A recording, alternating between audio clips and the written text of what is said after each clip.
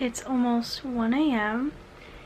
I can't sleep, so what's a better time to start reading A Little Life? Hi, welcome to my channel. If you're new here, welcome, and if you're not, welcome back. And this is gonna be a reading vlog, or like a read with me. And we're reading A Little Life. I already know I'm not ready. Like, I'm not prepared. I just got done crying because I saw a sad TikTok. So like, and I read the trigger warnings. I don't think I'm anywhere near prepared to read this, but I want to, so we're going to. And I'm being quiet because it's the middle of the night and everybody's sleeping.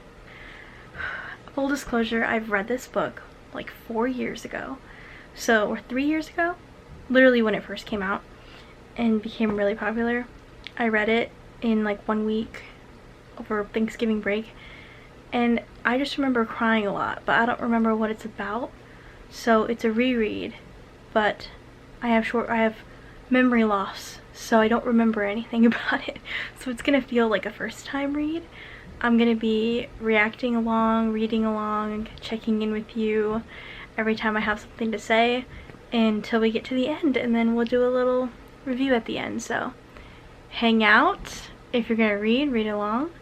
I might add page numbers when I'm talking about stuff if you want to check in with me and with your book. It's up to you. Someone suggested doing that, so I'm gonna try it out. But other than that, let's get to reading. Okay, so I got about 30 pages in last night. So far we're kind of just introducing all the characters, and it's kind of giving like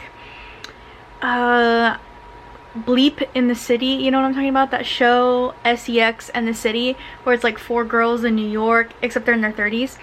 And this is more like 4 guys in New York, and I want to say they're 20 somethings, like out of college, but not like in their 30s. I want to say 20 somethings. 4 guys.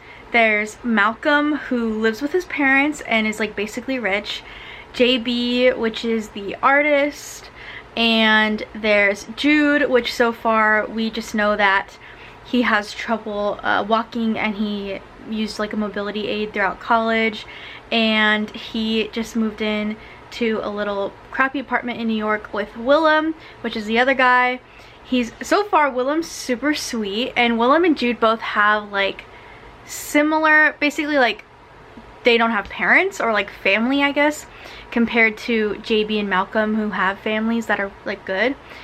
They don't have families, and they're like really close. And at first I thought, reading it, I thought that Willem and Jude were together, but as I read so far they're not together. I think I'm just like assuming that, but all the guys' sexuality is kind of like alluding to not straight, but could be straight but not straight, so like it hasn't really been defined yet. But Willem is such a sweetheart. He cares so much about Jude, and like we're literally on chapter 2, like we just started, you know, but you can already tell, like, I love Willem. He's such a sweetheart.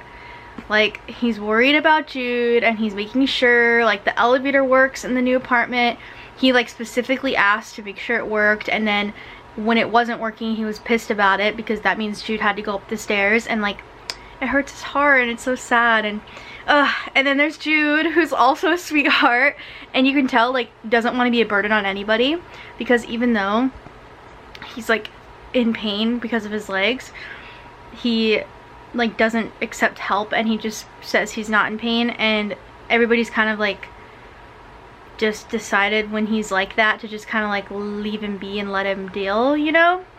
So that's what they do, but right now Willem's beating himself up because Jude's in pain and he just doesn't know how to help him, so he just kind of like goes away and leaves him to deal with it, and he feels crappy about it. But it's like I don't know, it's like I love this. It's like a little wholesome friend group of just like 4 dudes, you know. I don't know, it seems like nice. It doesn't seem like there isn't like any toxic masculinity in it, like kind of like that. They all seem very sweet, and I'm excited to learn more. I can already tell oh, it's gonna be so heartbreaking. I can just feel it. Like, I just know it's coming. But right now it's just like a wholesome group of friends in New York. Also, I love it because I just finished watching I don't know what I can say on YouTube, but I just finished watching SEX and the City, which is essentially the same thing minus all the trauma, and it's for women in New York. So it's like fun. They're talking about like the Upper East Side, and like I know what they're talking about even though I live in California because I just watched that show. So it's kind of fun. I like the setting in New York. So far, I love the way the author details like the surroundings and stuff. It's really good. Really paints a picture is what I'm trying to say. So as I get further into this book, I stopped to look up the author because, for one, I didn't know who wrote it. Like, I mean, obviously. Anyway, I like to look up the author sometimes just to like picture who wrote the book. And it makes so much sense now because I didn't know this book was written by a woman. But as I was reading it, I was like, no one writes men like this unless it's a woman. Women are the only, at least in my experience reading, the only time I'm reading a book and a group of men or men characters aren't like toxic or toxic masculinity, don't have that like vibe to it, or if they do, it's not, if they are toxic masculine men, they aren't written, they're still written by women, so they're not like actually toxic masculinity men, if that makes sense. The only time I ever read a book and the man was like, oh god, like that's a man, it was written by a man. So reading this, all of the men in this book have a very soft, like, god, I'm having trouble like explaining what I mean, but they have a very soft presence, the type of presence that you don't see in like day-to-day men. It's more so a man written by a woman, as people say.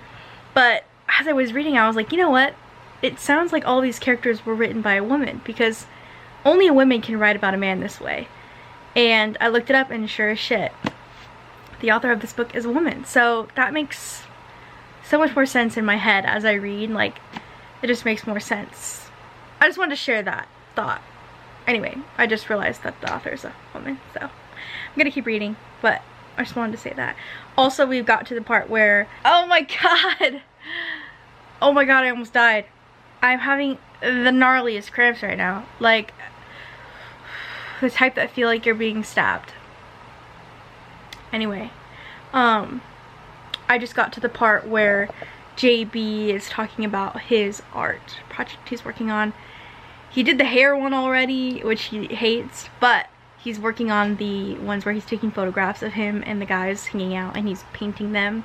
And the way he describes it, it's the way that the author writes his book, it's so beautiful. Like sometimes you just read a book to escape, and sometimes you just read a book to, like, I don't know, read some smut. Nothing serious. Like, it doesn't have to be good writing, but this writing is incredible. Just the way you can read and visualize everything exactly how I'm hoping she wants it visualized. But when he talks about his art piece he's working on, and the photographs and the painting of the photographs and the way they're going to be placed, like, you can picture every detail in your head. And like, that only happens when it's a good book, you know what I mean? Anyway, I'm gonna keep reading, but yeah, I have thoughts. So we got to learn more about, I learned more about Willem and his whole like backstory, or at least like more of his backstory, which I already knew his parents were dead. Like, Jude's parents are non-existent, but Willem's parents died. But we find out that he actually had a brother named Hemming, who was disabled and ultimately ended up passing away. But it just kind of shines light on where Willem gets this like caretaker trait from, because you can see, like, in the beginning of the book, he's very concerned and worried about Jude at like all times, and especially with Jude's hard time walking and things like that, and his need for his constant pain and his need for a mobility aid, and you know, things like that.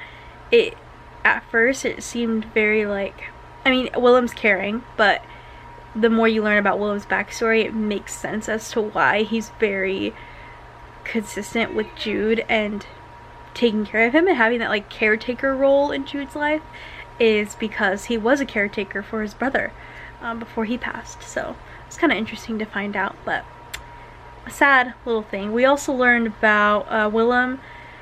Willem wants to be an actor. Like, he's actively acting in like small plays and small roles and stuff, but he's working as a waiter right now, but he wants to be an actor. So like, that's his aspiration. So we know JB is an artist. We know Willem is an actor, or an aspiring actor, and we know Jude went to law school, and I think he works in law. I don't remember. He probably already told us, but I know he went to law school, so I think he's working in law. But and then we know Malcolm's rich, and that's kind of about all I know about the friend group. But I'm really tired, so I'm going to bed. I wanted to try and get at least 100 pages in tonight, but I'm literally like, my eyes are falling asleep. I need to go to bed, so I'm gonna go to bed and pick up the book tomorrow. But that's kind of how far we've gotten. It is a little slow, but it's very, very detailed, and I kind of like it. But it's one of those books where you really need to be in the mood for a book that's just like so much detail. You know what I mean? Like, it's slow paced. It's just detail after detail after of 4 people. So it's gonna be a lot of pages.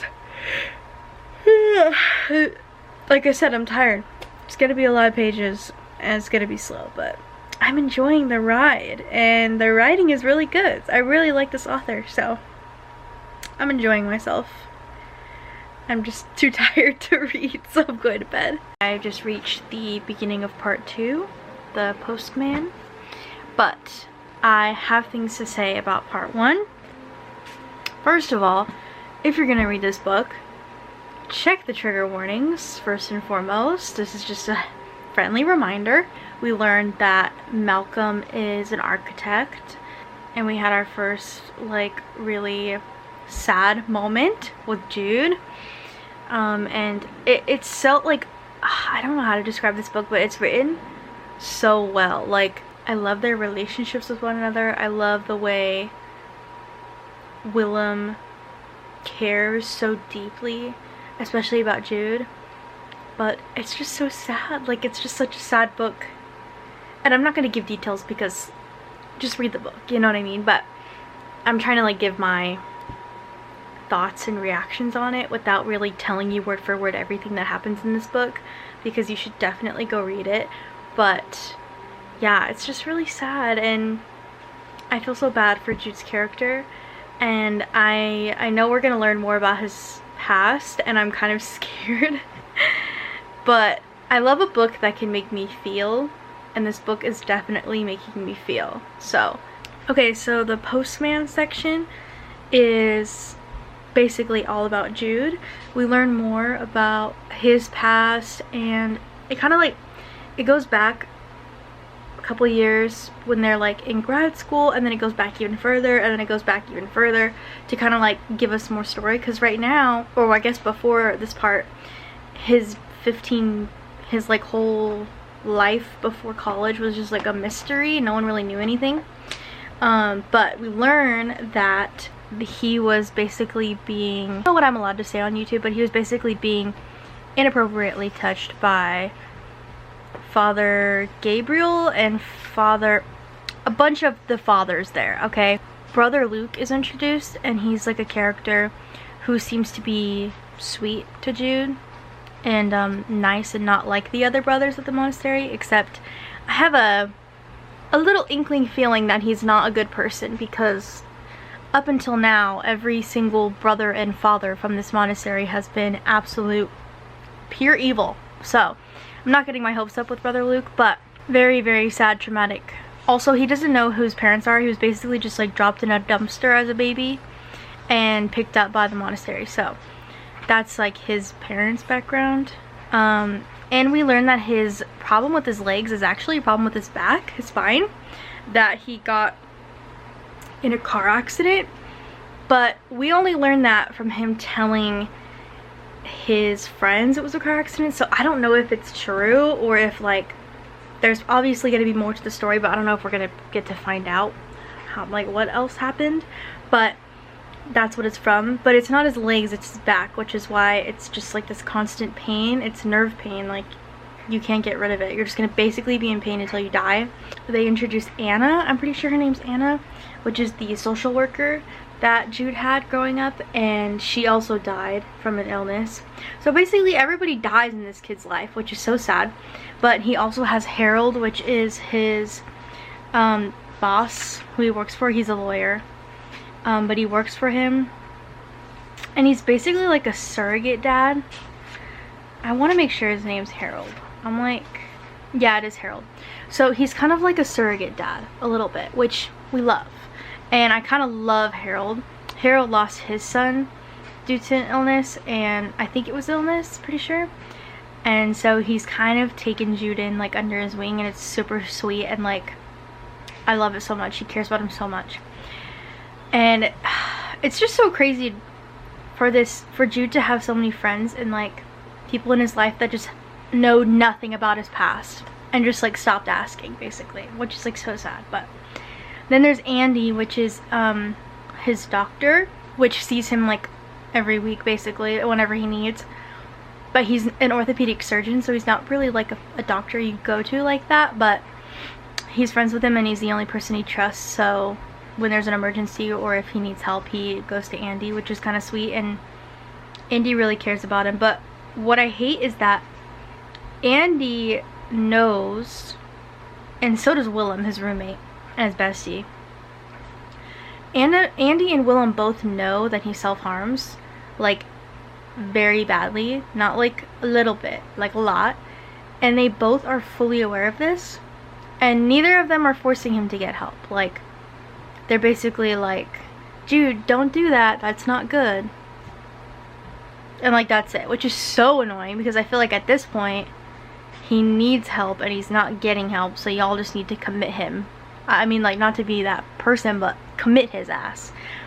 And none of them will do it. They're just basically like, Jude, you can't do that to yourself. Jude, you can't do that to yourself. And Jude's like, I'm fine. And then he just keeps doing it to himself. So he needs help. He has never gone to therapy. He has never sought treatment for anything, mental health wise. He barely goes to Andy for physical shit. So, but I'm like, what kind of friend are you to know that your friend's going through this and you're just like ignoring it? Or like you're saying your piece and then ignoring it? I don't like that. So, but I don't know if it would help. I mean, I feel like it would be better than what he's doing. I feel like at least in treatment, like, you wouldn't be able to do that to yourself. Do you know what I mean? But anyway, we're on chapter 2 of the Postman part, which one thing about this book is the chapters are so long. Like, the chapters are like 50, 80 pages long. So if you're one of those people who needs a book that has short chapters, this book is not for you because these chapters are so long. But we're learning more and more about Jude's past, and the more I learn, the more I feel bad for him, and the more I'm sad about it. But here's the thing. We're only like this far into the book. Like, I've read the smaller part, okay? So if it's already sad and traumatizing, and it's supposed to get worse, we have so much left. I haven't cried yet. In case you were wondering, I have not cried. But I'll let you know if I do.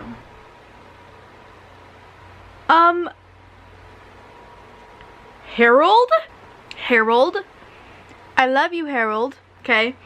Harold is the lawyer dude. I don't know if I already talked about him, but basically like Jude's surrogate dad, okay? Throughout this whole thing, like, he invites him over for Thanksgiving every year, and they spend summers at his like super expensive awesome house, okay? His friends get to go there, all that fun stuff. Well, Harold lost his son to an illness, so he's really kind of taken Jude under his wing, and it's really cute.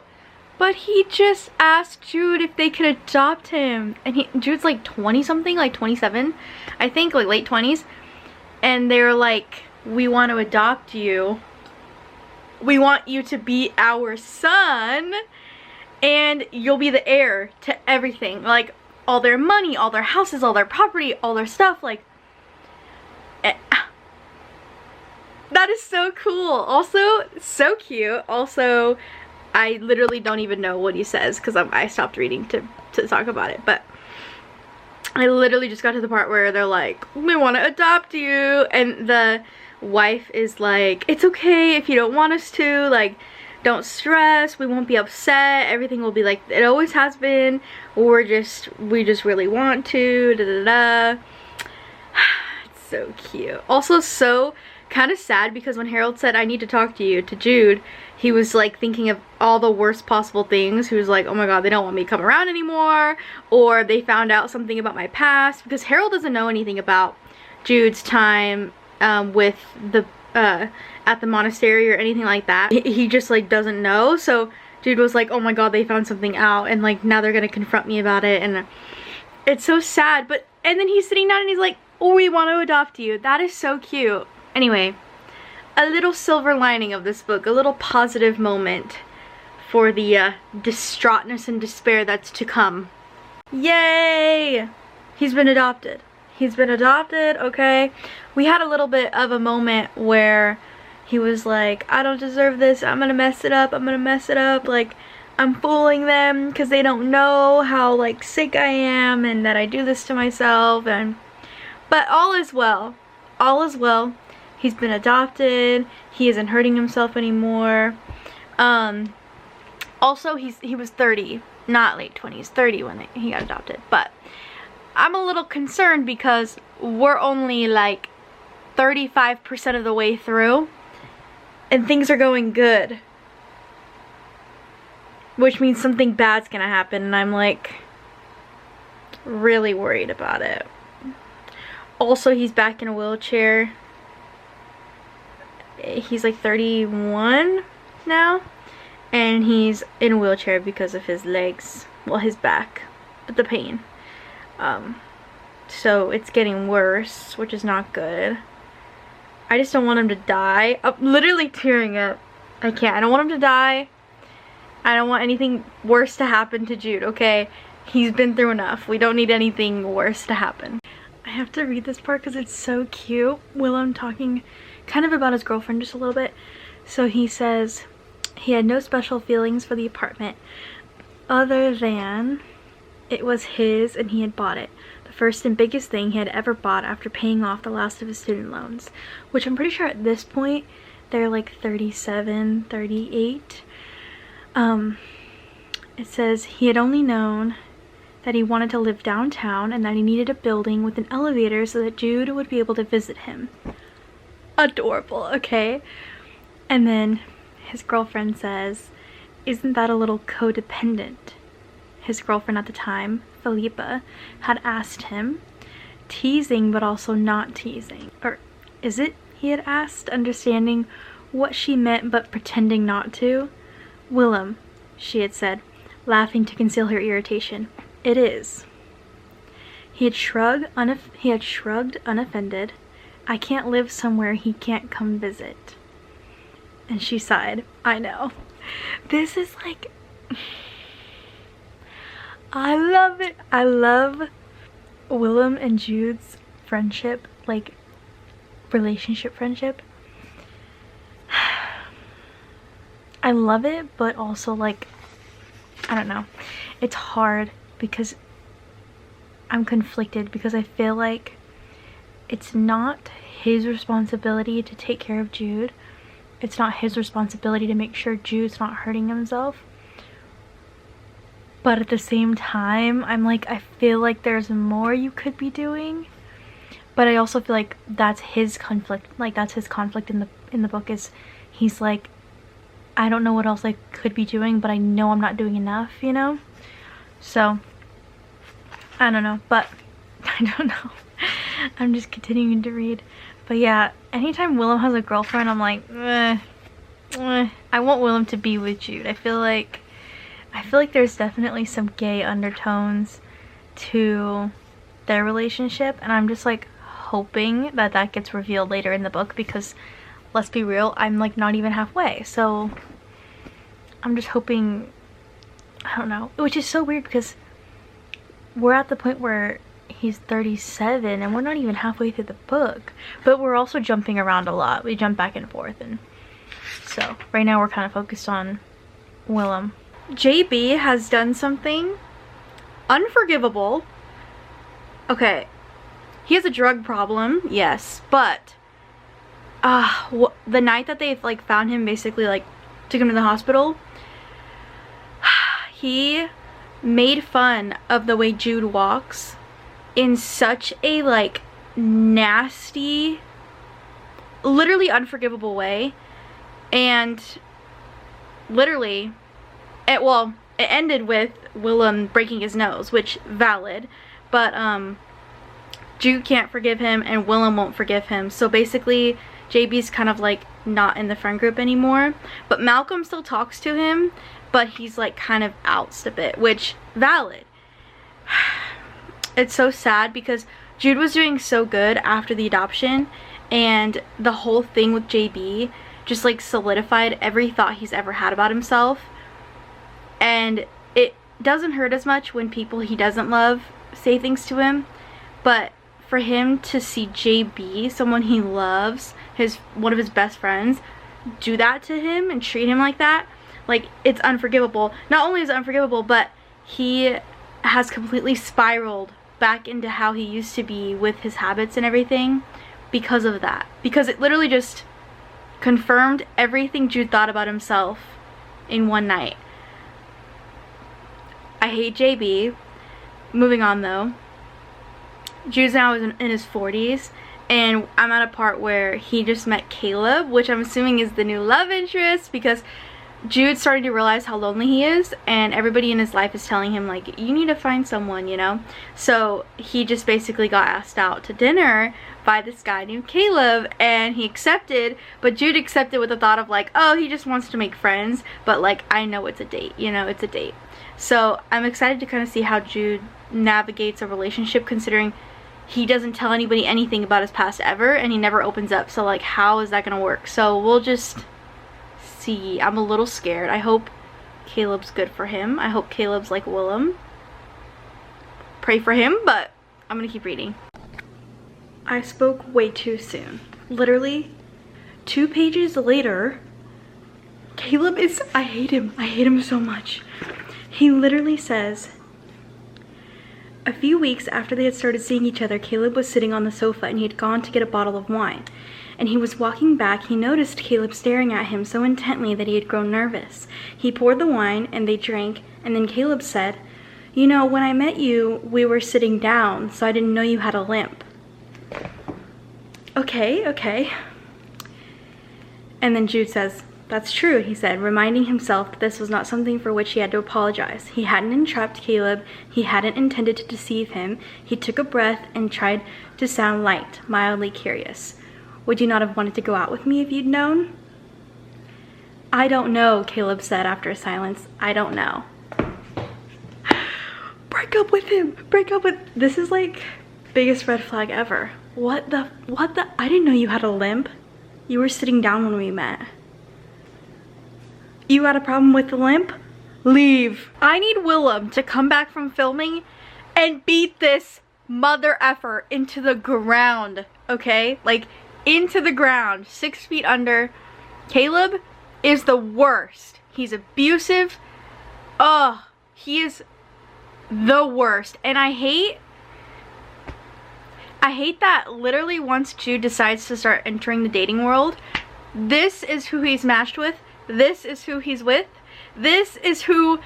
I understand it's common for people with a lot of trauma to end up in traumatizing relationships like this and not know how to get out. But I hate that Jude has not gotten an ounce of peace. Like, an ounce. I need Willem to come back from filming. 5 weeks. 5 more weeks, and then he's back, and then he can beat Caleb to death. So Jude just took his own life, and it's so sad. I haven't come close to crying until this part, just because he literally went through so much bullshit, so much pain and trauma, and like things are finally starting to kind of like look up a little, and he just can't stop remembering everything. So he just decides he's done. And it's so sad because he calls Harold and Willem and he sounds lighter and happier because he's already decided what he's gonna do. And that's like the only time he's felt good this entire time, was like when he knew it was almost over. And he could hear the relief of Willem and Harold over the phone. Like, they were relieved that he was feeling better. And it's so sad because he's only feeling better because he's planning on basically ending everything that night. By the way, Willem didn't come back and beat the hell out of Caleb, okay? He was still on set. Caleb actually showed up at Jude's apartment and beat the shit out of him and did terrible things to him and landed Jude in the hospital for friggin' weeks, okay? And Harold and Andy found out about what was going on with Caleb, but they like sworn each other to secrecy, so no one else knows. Willem doesn't know, all that stuff. No one knows. It's just like a car accident, which is stupid. He should have told Willem. I'm tired. It's so annoying because I feel like all of the friends danced around Jude and his issues because they were scared that Jude would like close off to them. But like, I don't care. Like, I don't know. I hate that all of their excuse was like, I didn't want Jude to like cut me off or close off from me. I don't care. Like, he's struggling. Jude doesn't know what he wants. He needs help. Like, get him help. I don't get that. It's pissing me off. But I have to remember, it's not their responsibility. They are people. They're human. They're gonna make mistakes. Well, they're actually fictional people, but you know what I mean. But just like, it's so annoying because to hear them be like, I wish I'd done more. And I'm like, yeah, I wish you'd done more too. Like, you could have done more. There are things you could have done that you didn't do because you were scared Jude was gonna cut you off. Like, what? Okay, and you're saving his life. Whatever. He cuts you off, he stops talking to you. At least he's getting help. Like, I don't understand that way of thinking.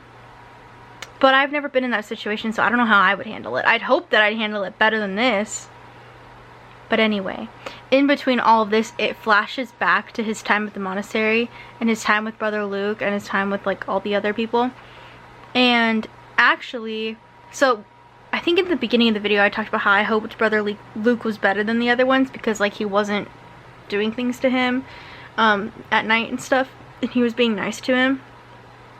But I've now realized it was more of like a grooming nice to him because something's not right. The vibe is off. So I think he's just like the nice version of abuser, if that makes sense. Like the grooming and, dare I say, like pedophilia, pedo version of it.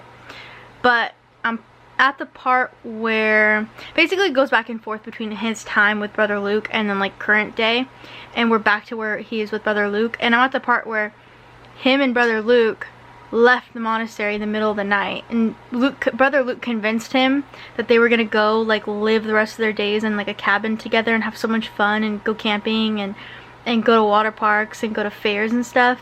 And he's just this kid who's excited, and I have a feeling Brother Luke, I don't know what's gonna happen, but it just flashed back to like they're on the road together, and I'm just like, I don't know, like the vibes are off.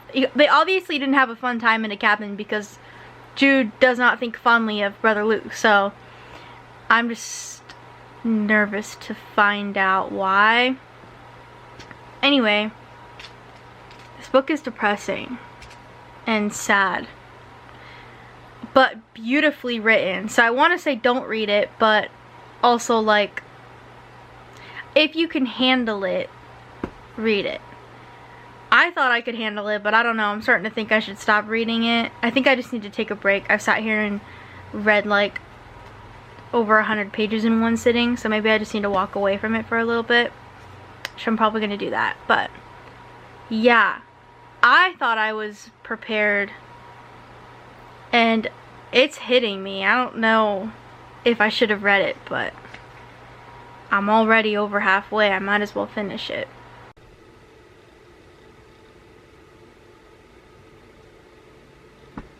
I don't even know where to begin. For one, Jude's alive. He survived. He woke up in the hospital. Yay. And it's about to be Willem's birthday, and he was like, I want to get Willem something for his birthday. I want to get you something for your birthday. Talking to Willem. And Willem's like, literally the only thing I want is for you to basically like tell me everything. Like, who's Brother Luke? Where's these scars come from? Everything that you've been keeping from me, that's what I want for my birthday. And so he's telling him, or at least he's gonna tell him. So that's good. It only took him like, he's like 40 something now. But anyway, that's good. But yeah, you learn a lot more about Brother Luke, and I want to beat him into the ground. I hate that man with my entire being. So I don't know if I caught you up, but they ran away from the monastery together. He's a pedophile, okay? They run away together, and then he keeps like telling him all these promises, like, we're gonna go live in a cabin together, we're gonna go live by the beach, whatever. And they're basically moving from state to state because he kidnapped him, and they're living in motels, and he starts essentially pimping him out to people for money for years. He's like 9, I think, when they run away. From like 9 to 13 or 14. Oh no, I'm sorry. 13, 14. I think he was 16. Anyway, from like 9 to, I want to say 14 or 16, that's what they're doing. Like, for years. And then it's not just the guys that Brother Luke finds. It's also Brother Luke, because Brother Luke's in love with him because he's a creep and disgusting. But you'll be happy to hear this part. He gets caught, and when the police storm into the motel room, Brother Luke kills himself. So he's dead. Unfortunately not rotting away in prison in this fictional book that doesn't exist, but you know what I mean. Unfortunately, he's not rotting away, but he did die, so a little bit of justice is done. But then from that point, that's when Jude gets put into the group home, and then so on and so forth. But yeah, that's where I'm at right now. So it's kind of going back and forth between him telling Willem, or about to tell Willem, things, and then and then his like life that we haven't got to hear about, back and forth. So, but he didn't die, so that's good. And he's on like, oh, the other thing, wild, like jaw-dropping. I was reading, and we're like talking about the Brother Luke part where he was with Brother Luke. Brother Luke is the one who taught him how to himself.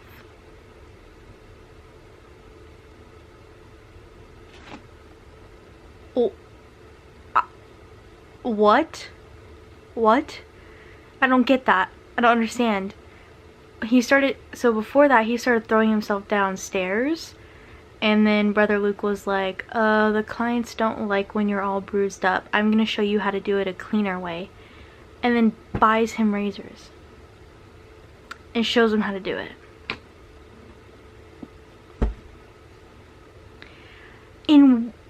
Like, I knew he was a shitty person, but I'm like, in what world does that make sense? Anywho, that's where that habit started, by the way, because we never knew. We just knew he did it. We didn't know like where it came from, and that's when it started. And fucking Brother Luke showed him how to do it, bought him all the stuff he needed. So depressing. I did take a break from reading this after the scene where he tries to unalive himself, because I just needed a goddamn break. I needed a break, y'all. If you read this book, you're gonna need to take breaks for your sanity. But I did read a good chunk right now, and we're over halfway. I want to say like 60 something percent, maybe 70% through. The witch is dead. Ding dong, the witch is dead. Okay, Caleb, dead. Thank God. Pancreatic cancer, worst way to die. He deserves every minute of it. Anyway, Caleb died. Yay! Things are looking up. Things are looking up. Caleb is dead. Willem moved in with Jude, and he's starting to realize that Jude is the love of his life, which I called that in the beginning, okay? The way, come on, we knew it. We knew he loved him. Basically, Willem's like, every relationship I've ever been in has just failed, and I'm starting to think it's because I'm in love with Jude, and I keep like wanting to kiss him, and they're in love. They're in love. It's gonna be so hard, obviously, because Jude's trauma and stuff, but yay, Willem's living with Jude, and everything is good, and Caleb is dead. Things are looking up, which only means one thing. Something bad's about to happen, because every time things were going good, something terrible happened, so I don't know what else like could happen. I don't know what's left for there to go wrong. You know what I mean? Everything's already gone wrong. Look at how cute my reading buddy is. He's not sleeping because like he's purring so loud. I don't know if you can hear him. He's been hanging out with me while I read. They just got into a fight. Listen, okay. There's literally, okay. Anyway, they're still together, Jude and Willem. And this whole like last section, or at least like the last 100 pages, has just been Jude and Willem together, which love. Also, Jude needs to go to therapy. There's literally this, I feel like so many of these problems could be solved if he like consistently went to treatment and like therapy. But no. Anyway, I forgot what I was gonna say. Oh yeah, there was a part in the book where, like in the last 100 pages since I last checked in, where Jude's like, oh, I wish there was someone I could talk to about this. Sir, there is.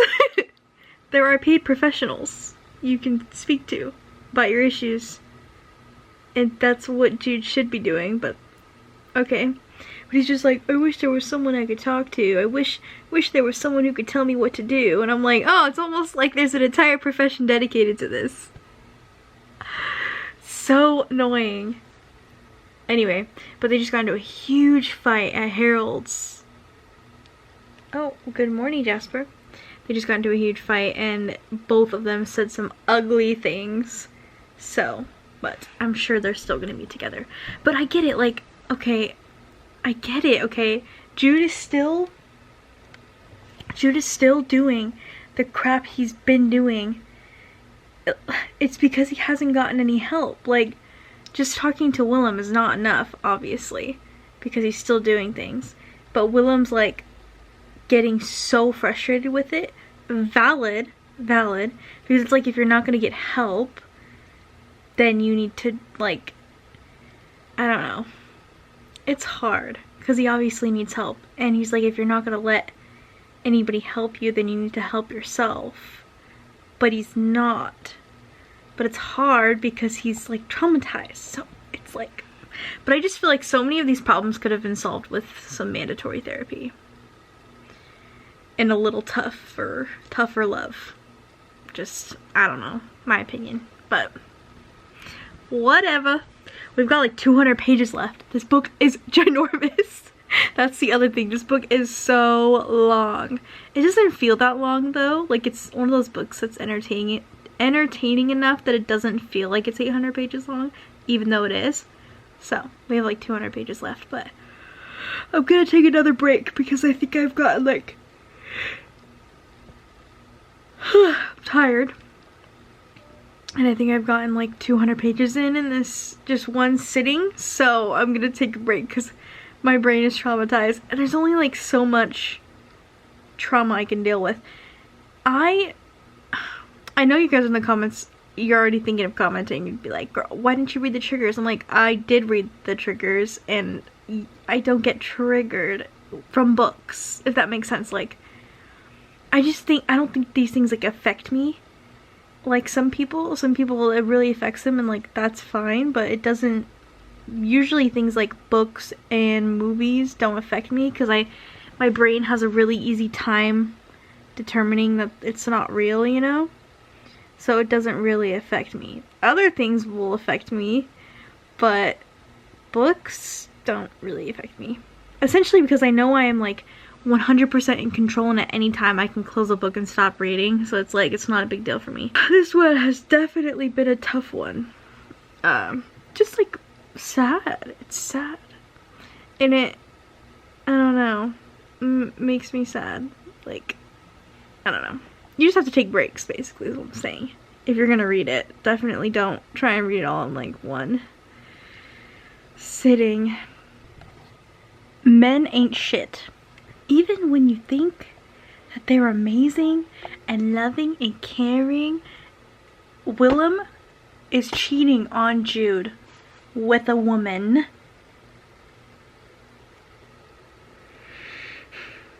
Also, we learned about Jude's car accident and why his legs work the way they do, or don't work the way they do. Anyway, long story short, he basically got run over by a car, which is insane. Also insane how many things happened to Jude. Like, everything that could go wrong goes wrong for his life, and this is terrible. And then it glances back to present day after we learn about his whole accident. Glances back to present day, and it's Willem sleeping with a woman. Sleeping with a woman that is not Jude. And the way when Willem gets back home and he's talking to Jude and he's like, hi, whatever, and Jude's like, you're home. And then in Willem's mind, he's like, I need to break things off with Claudine, which is the woman that he's fucking when he's not with Jude.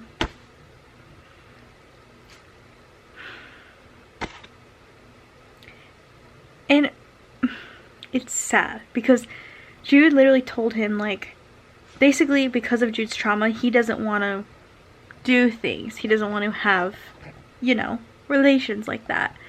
Up until that point, he was doing it because Willem wanted to, and he didn't want to say no.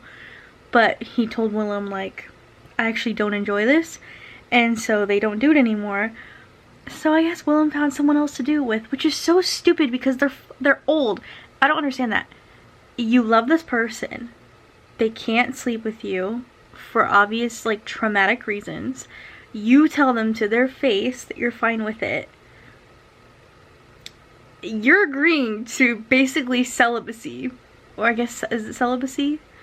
I don't know what celibacy is. Is that just not having sex? I'm pretty sure that's what it is. But you're agreeing to that. Like, that's what that is. That's a, I love you, I'm staying with you, and we just won't have it, and that's fine. And they're also old as fuck. They're like 45 or more at this point. You can handle not doing it for a while. Plus, Jude's not gonna live that long. So, like, he has a bunch of illnesses. He's gonna die early. Then you can go whoever you want. You know what I mean? I don't understand this. Why are you hooking up with some random girl? Not right. She's probably not random, but why are you hooking up with her? You love Jude. Can you imagine? And then if Jude found out, he would literally just be like, I understand. Like, I can't give you what you need. I understand you need it from someone else. Like, how evil do you have to be? Willem, you were on the good list, and I'm moving you. I'm moving you to my shit list. Okay? Willem just died.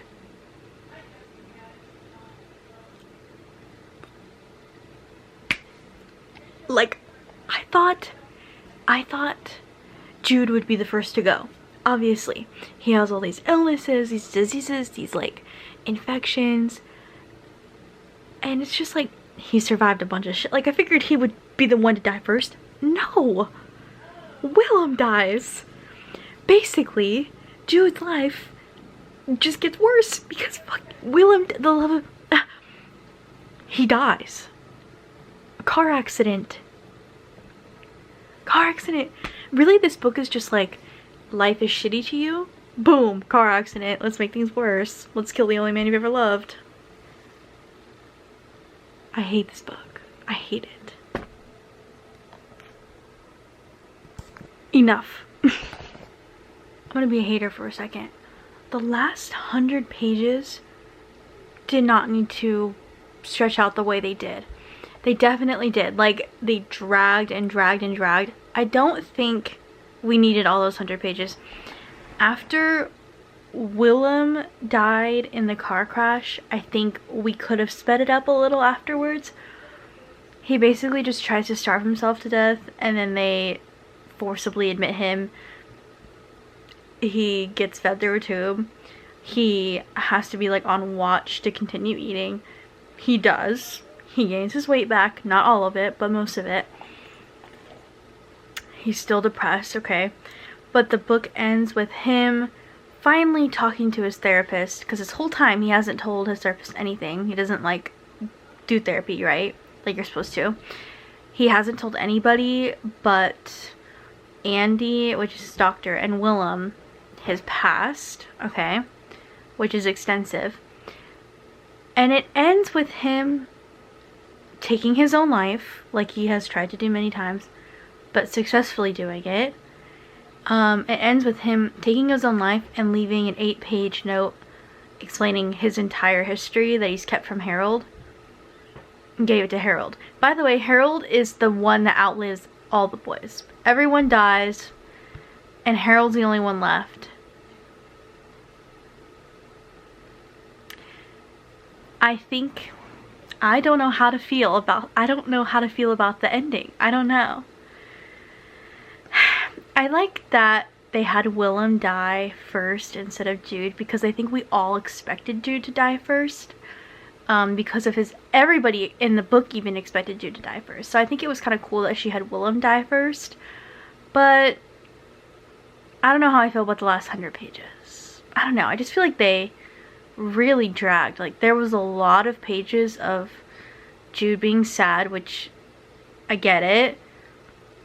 But the whole book is Jude being sad. So I'm like, I don't think we needed that last 100 pages of him starving himself and then getting treatment and then starving himself and then getting treatment and then killing himself. I don't know. I feel like it could have been shortened a little. That's just the hater in me. The hater in me that wanted the book to end like 600 pages in, because I was like, oh, okay, this is a really long book. I feel like it did need to be as long as it was, but it was also really nice. Entertaining. Definitely depressing. Beautifully depressing. And my final rating, I would say 5 stars. I think 5 stars. 4.5. Probably just because it's super, super long and the ending drags a bit. Just like that tail end, that last 100 pages, I feel like could have been pushed down to like 30 pages. But that's it. We survived the, what Book Talk calls the most triggering book of the years, okay? We survived it. I broke the spine a couple times. She's broken it, she's cracked it, okay? But I survived. I survived, and you survived with me. If you like this video, subscribe to my channel, or not, up to you. Comment if you've read this book, or if you're gonna read this book, or if you enjoyed this video, or didn't enjoy this video. What your thoughts on this book was, if you did read it, or if you just watched this video. What are your thoughts? Because I don't even know what to think. I'm sad. I don't know. Also, I didn't cry at all. I thought I was gonna cry. I remember crying a long time ago when I first read it. I remember crying, but I didn't shed a single tear, so maybe I'm heartless. I don't know, but yeah. Thanks for reading along with me. I'll see you in the next video. Bye!